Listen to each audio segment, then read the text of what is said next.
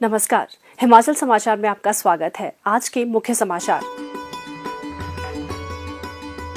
नादौन में 12 करोड़ 30 लाख रुपए से निर्मित मिनी सचिवालय का मुख्यमंत्री ने किया लोकार्पण। राजकीय चिकित्सा महाविद्यालय हमीरपुर की स्वीकृति को लेकर मुख्यमंत्री ने भाजपा राष्ट्रीय अध्यक्ष श्री जगत प्रकाश नड्डा के दावे को किया खारिज।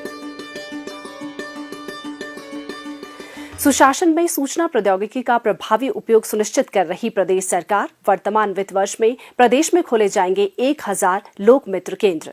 और अब समाचार विस्तार से। 5 दिवसीय प्रवास पर जिला हमीरपुर पहुंचने पर मुख्यमंत्री ठाकुर सुखविंदर सिंह सुक्खू का स्थानीय जनता और वरिष्ठ नेताओं ने गर्मजोशी से स्वागत किया। मुख्यमंत्री ने वीरवार को अपने गृह विधानसभा क्षेत्र नादौन में लगभग 12 करोड़ 30 लाख रुपए की लागत से निर्मित मिनी सचिवालय का लोकार्पण किया। उन्होंने कहा कि इससे स्थानीय लोगों को एक ही छत के नीचे विभिन्न सुविधाएं उपलब्ध होंगी। मीडिया से अनौपचारिक बातचीत में मुख्यमंत्री ने कहा कि पूर्व भाजपा सरकार ने विधानसभा चुनाव से पहले जल्दबाजी में इस भवन का वर्चुअल माध्यम से उद्घाटन तो कर दिया था, लेकिन इसे कार्यशील बनाने में नाकाम रही।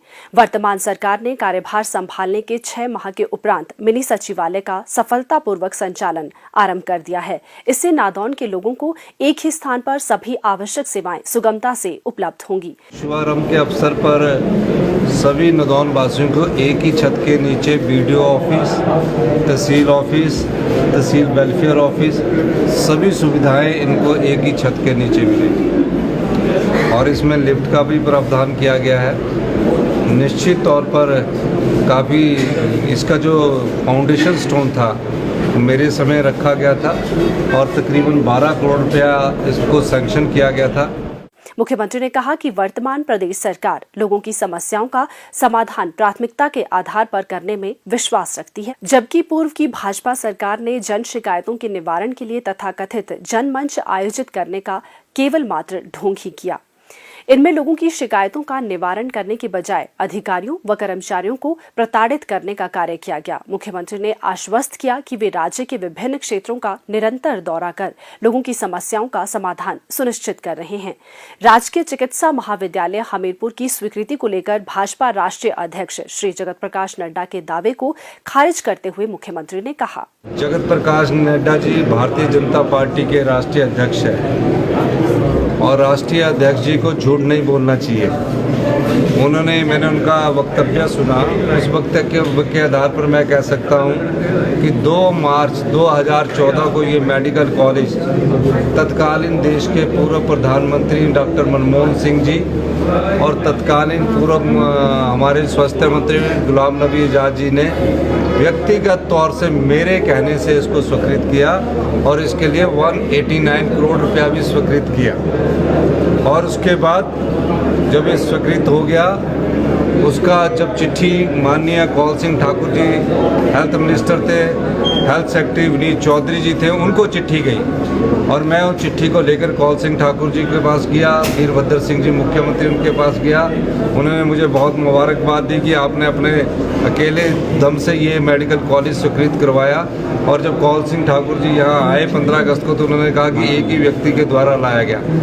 जब तथ्य हमारे साथ है और इसको 90 टन के अंतर्गत करवाया गया। और अभी मैं आपको एक और बात बताना चाहता हूँ, इस मेडिकल कॉलेज को पूरा करने के लिए अभी मैंने 80 करोड़ रुपए दिया और अभी और पिछले कल ही मैंने इस मेडिकल कॉलेज की बिल्डिंग को पूरा करने के लिए और 70 करोड़ रुपया दिया। यानी कि भारतीय जनता पार्टी की सरकार ने पैसा नहीं दिया, बिल्कुल कुछ कोई ऐसा धन का प्रावधान भी नहीं किया एक्स्ट्रा।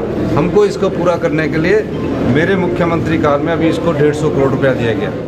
मुख्यमंत्री ने विपक्ष से आग्रह किया कि वे इस तरह के झूठे श्रेय लेने के बजाय केंद्र के समक्ष हिमाचल प्रदेश के हितों की पैरवी करने में राज्य सरकार का सहयोग करें। उन्होंने कहा कि केंद्र शासित प्रदेश चंडीगढ़ में हिमाचल की 7.19% हिस्सेदारी बनती है और राज्य सरकार इसे प्राप्त करने की दिशा में निरंतर प्रयासरत है। मैंने मनोहर लाल खट्टर जी जो हरियाणा के चीफ मिनिस्टर है उनसे बात की है। जो हमारे अधिकार है वो हम जानते हैं कि हम सही मंच पर ही उठाएंगे। अब तो ये चाहेंगे कि भारतीय जनता पार्टी के हमारे जो संसद सदस्य हैं वो भी सब हमारा साथ दें। जो 40 साल से इन्वेस्टमेंट ड्रेन हुआ है, इन्वेस्टमेंट के नाम पर इन्वेस्टमेंट आई नहीं है, जो हमारी संपदा है, जो हमारी वेल्थ है, उसको ड्रेन कर दिया गया है।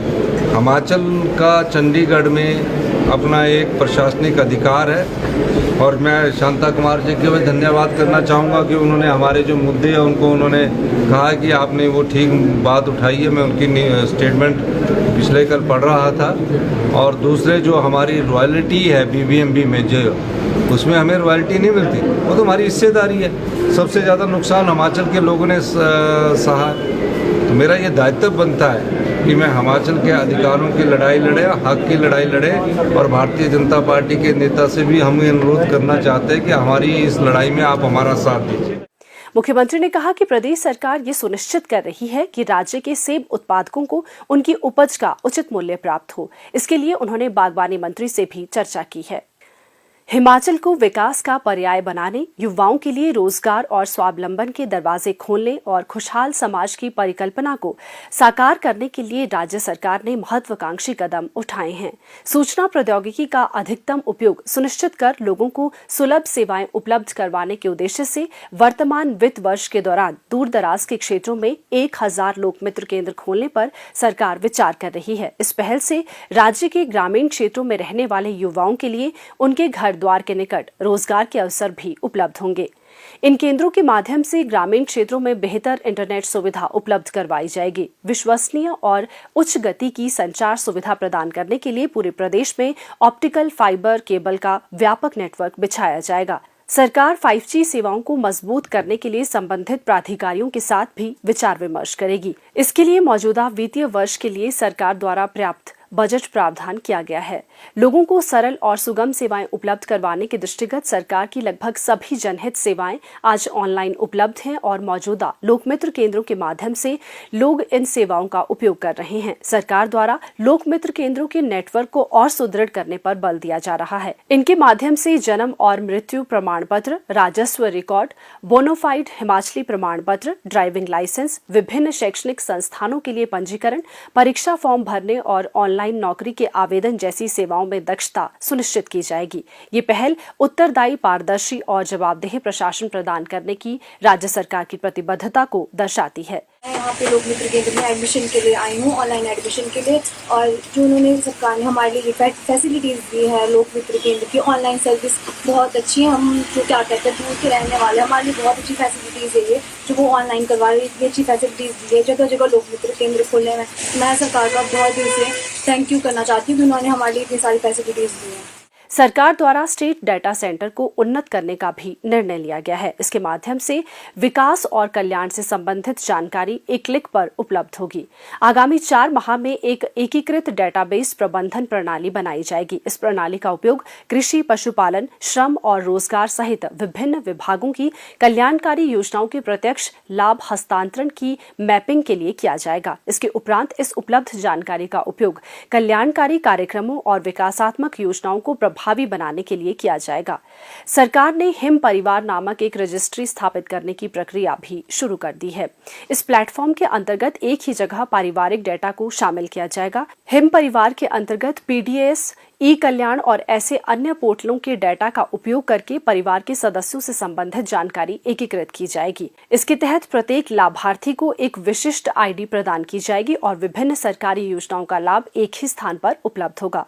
लाभार्थियों को केवल एक बार आवश्यक दस्तावेज जमा करने होंगे और इससे उन्हें बार बार सरकारी कार्यालयों में जाने की आवश्यकता नहीं होगी। प्रशासन को संवेदनशील और जवाबदेह बनाकर सरकार घर द्वार पर ही जन सेवाएं उपलब्ध करवा रही है और जन समस्याओं का निदान सुनिश्चित किया जा रहा है।